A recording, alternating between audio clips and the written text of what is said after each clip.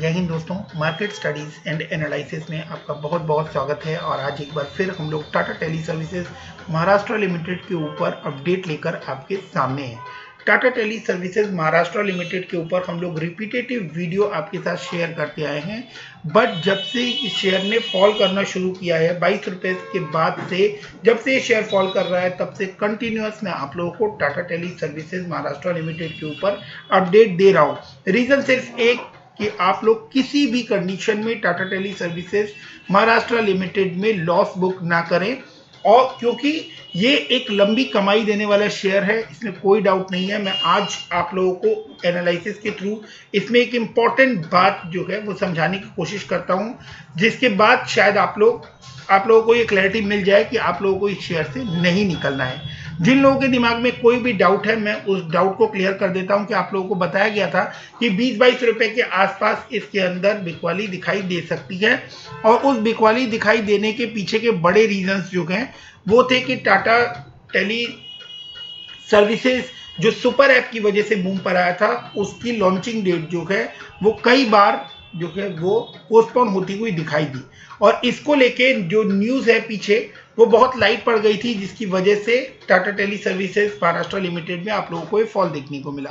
इसके बाद इस पॉइंट पर बात हुई थी कि 15 रुपए के आसपास ये शेयर रिवर्सल लेगा, और इस शेयर ने रिवर्सल भी लिया, बट वहां पर पैनिक सेलिंग स्टार्ट हुई और उसके बाद ये शेयर ने 2-3% का नेट में और फॉल हमें दिखा दिया। क्योंकि यहां से अगर आप देखेंगे तो 6% के आसपास, 7% के आसपास का फॉल था, और नेट में अगर हम देखें तो 3.34% का फॉल हमें दिखा दिया। बट क्या यहां पर हमें पैनिक होकर इस शेयर को सेल कर देना चाहिए?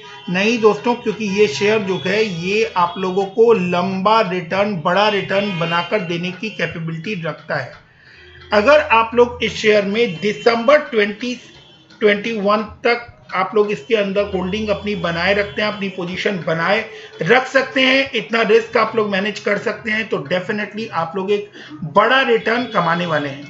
टाटा टेली सुपर ऐप का जो लॉन्चिंग डेट डिले हुई है, उसके पीछे का रीजन था कि बिग बास्केट की डील को अप्रूवल नहीं मिला सीसीआई से। अब आप देखें तो Tata digital file application at CCI to acquire 64.3% stake in Big Basket B2B arm।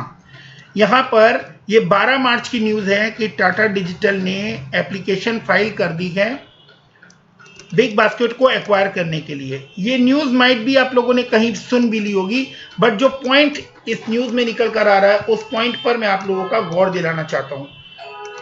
Tata digital is a wholly owned subsidiary of Tata Sons। ये आप लोगों में से बहुत सारे लोगों को पता होगा और बहुत सारे लोगों को नहीं भी पता होगा, which is ultimate holding company of the entities belong to the Tata Sun Group। It is involved in the business of providing technology services related to identify and access management, loyalty program, offers and payments।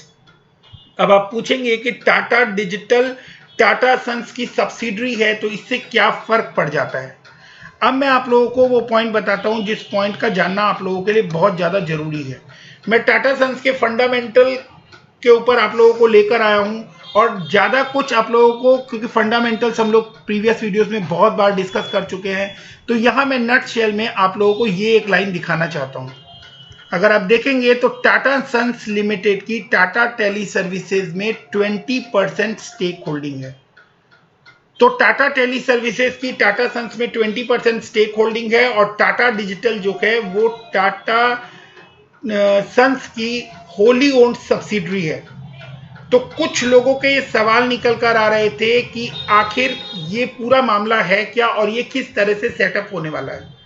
Tata digital file कर रहा है, जबकि बात ये हो रही थी कि टाटा टेली सर्विसेज इसको संभालने वाला है, Tata teleservices super app को मैनेज करने वाला है। अब टाटा डिजिटल जो है वो बिग बास्केट में एप्लीकेशन फाइल कर रहा है। तो बेसिकली जो कंडीशन है वो क्या बन रही है, ये समझना, ये जानना जरूरी है। और इसके बीच में ही आप लोगों को एक और न्यूज जो लास्ट वीडियो में मैंने आप लोगों के साथ शेयर की थी कि Tata digital in initial talks with just dial for e commerce play.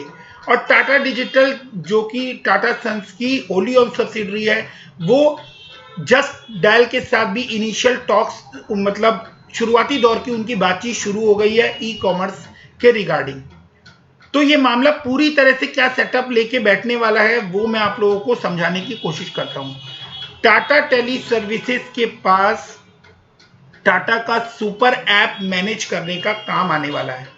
Tata का सुपर ऐप मैनेज करने का काम टाटा टेली सर्विसेज करने वाला है और उस प्रोग्राम को आगे यूज जो करेंगे, आगे जो उस प्रोग्राम को प्लेटफॉर्म पे रखेंगे और जिसके थ्रू उसकी डिजिटल मार्केटिंग होगी और उसमें वो सारे प्रोडक्ट्स जो टाटा के चेयरमैन ने अपने स्टेटमेंट के अंदर इन डिटेल बताए थे, वो सारे काम जो हैं वो टाटा डिजिटल करने वाला है।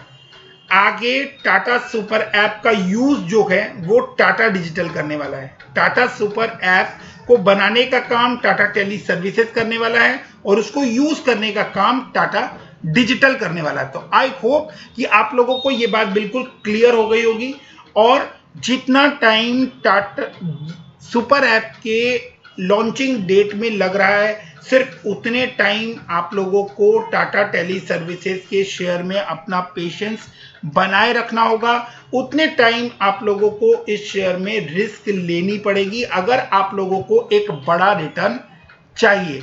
तो अगर आप लोग किसी की तरह का कोई र्यूमर मार्केट में सुनते हैं और उस पैनिक में आप लोग सेल करते हैं, तो जैसा मैंने थंबनेल में लिखा है कि आपका नुकसान किसी और का फायदा बनता हुआ आप लोगों को दिखाई देने वाला है।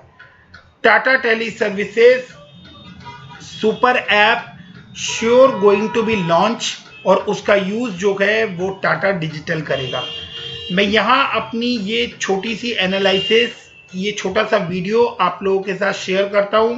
कोई भी सवाल जवाब हो तो कमेंट सेक्शन में आप लोग पूछ सकते हैं। वीडियो को यहाँ तक देखने के लिए थैंक यू वेरी मच। जिन लोगों ने पहली बार ये वीडियो देखा है वो लोग चैनल को सब्सक्राइब करके रख लें, क्योंकि आने वाले टाइम में मैं टाटा टेली सर्विसेज के ऊपर हर इंपॉर्टेंट अपडेट आप लोगों के साथ शेयर करने वाला हूं। So thanks for watching, keep investing, stay safe, thank you, bye bye.